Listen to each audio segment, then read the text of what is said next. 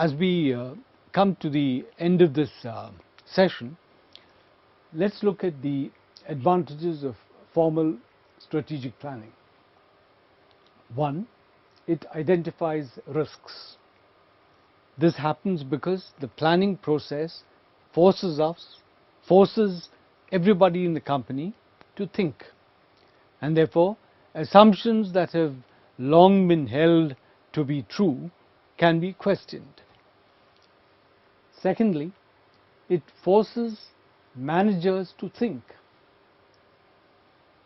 Thinking is not something which we do, which most people like doing.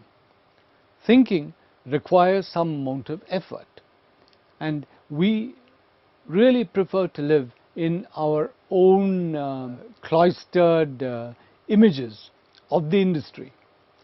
But strategic planning forces managers to think. Strategic planning forces companies to act.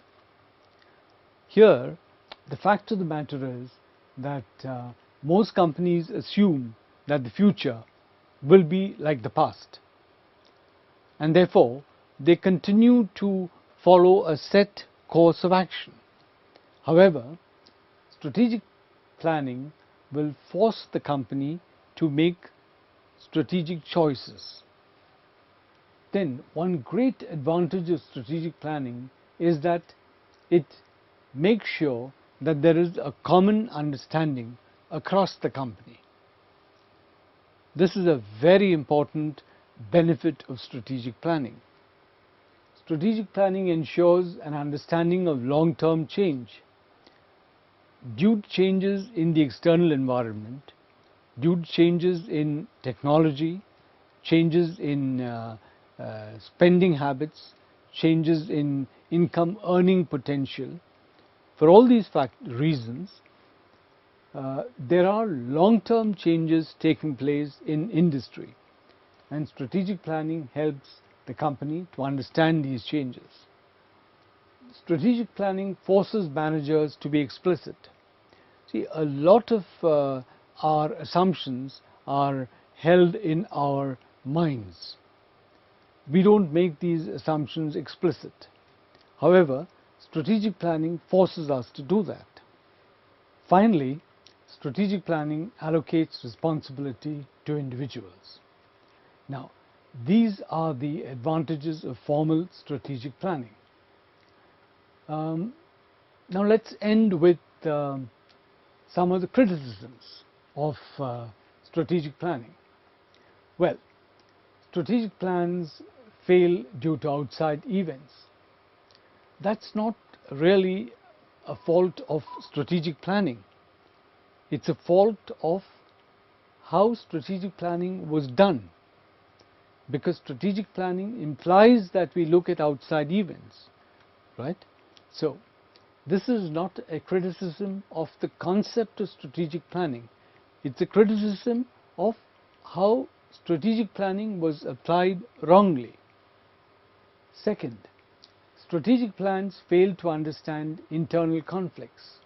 Here again, it's not a criticism of strategic planning, because one of the key components of strategic planning is to understand internal conflicts.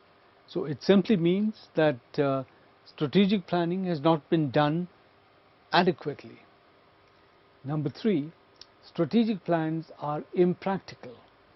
Now, normally when people say something is impractical, what they mean is that several changes will be required. Strategic planning ensures that all these changes are elaborated, that all these changes are specified. So, rather than strategic planning being impractical, strategic planning makes change possible. 4. Strategic planners not responsible for implementation. This is a valid criticism. This is a valid criticism because for a long time, till fairly recently, there were people within the company whose only job was strategic planning. Now, That's not the method that is being followed these days. Today, planning and implementation go hand in hand. Top management is not all-knowing, certainly. Here again, this is very valid criticism. Earlier, strategic planning in the earlier days used to be a top-down process, right, which is subject to this criticism. However, strategic planning now is not a top-down process, it's top-down and bottom-up. Well, then there's a question of strategic planning creates costly infrastructure. Now, it does in fact, it did in fact create costly infrastructure earlier, because there were some people whose only responsibility was planning. But now that strategic planning as a function has been devolved, has been delegated to people across the company, so this entire infrastructure, the infrastructure of planning, is not required, right?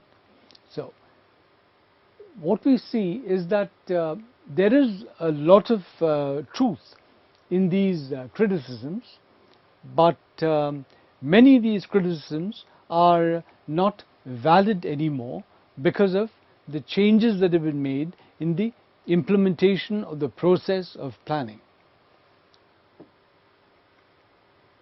So with that, we conclude our understanding of strategic planning as a technique.